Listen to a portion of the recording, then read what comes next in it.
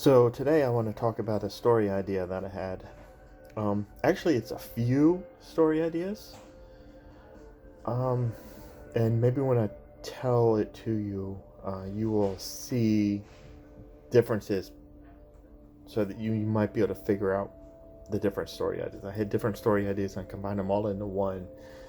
Um, and I like it. I enjoy it. I think it's a good one.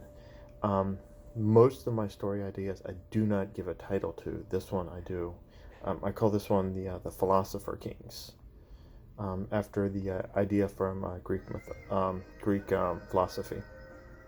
Um, so the way it starts out is that um, machines, computers, AI, slowly take over society. A little bit here, a little bit there. Um, and it's for the best. It's beneficial. It's benevolent takeover.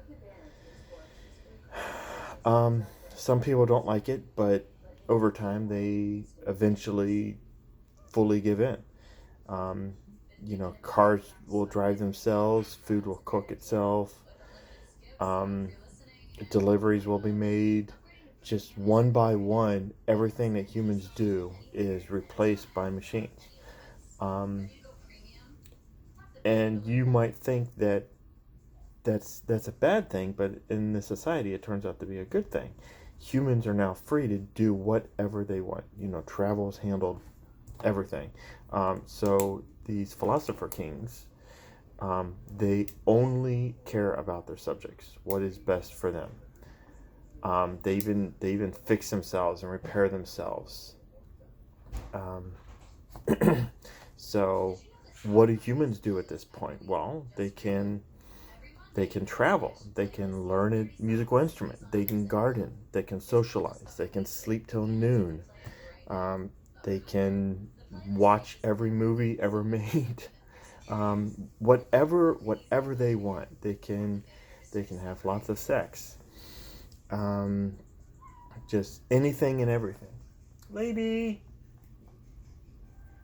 um, So, but over time, it's not a perfect system. Oh yeah, and the philosopher kings can also do research and things that humans can't do with their limited minds. Explore the quantum realm and stuff like that. Um, to make science even better and make technology even better than it already is. But lady, come here, baby. However, uh, it's not perfect, and something goes wrong, and it just takes like a minor little bug that gets overlooked by the humans when they're making this system, and overlooked by the machines when they're fixing themselves. Well, that bug becomes bigger and bigger, and all of a sudden, machines can't repair themselves, and doors won't open, and the food doesn't get harvested, and it's just one of those things where it's like a domino effect. One little tiny little thing affects the entire system, and then one by one, systems go down and they crash, and they can't.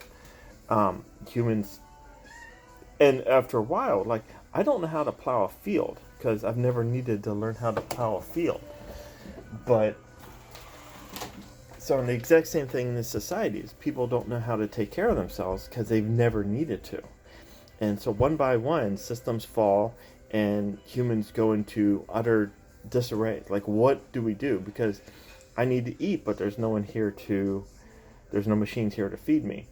And obviously you can see that this is going to cause strife, and people are going to attack each other in wars and battles, and uh, once again, superstition will come back, and religions will be created, and stuff like that. Um, so one thing that I do want to have is, and you can tell where this is like another story idea that that I had that I combined into this. And what happens is these astronauts that left and were traveling near the speed of light, which means time slows down. So they get back, and they've only aged like maybe 5-10 years or whatever. When they come back, Earth is aged thousands of years, and they're just baffled that we've gone backwards. We've reversed ourselves. There's now fear and superstition and stuff like that was eliminated before. But so the people tried to attack these astronauts, but it's like throwing sticks and stones at people that have electric shields and defensive systems and stuff like that. I mean, they're almost looked upon as like gods. But these people who also have long life and stuff like that, they can reteach everything back to society and get it back to where it was, and teach these people how to farm and how to live and how to build and how to work together and everything like that. So to get society back on its feet.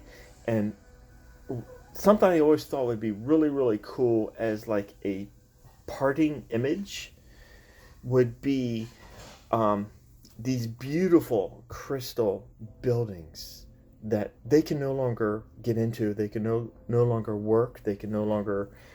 They don't function for anything anymore. But these beautiful crystal buildings, but it's not the buildings where the people are. They're outside the buildings on the land, farming and harvesting it. And it looks like it's like the 1500s again. People just tilling the land to get it to produce crops. And I think that contrast is really, really cool. The difference between an advanced society and peasants right outside farming. So I always thought that was cool. So I've always liked this as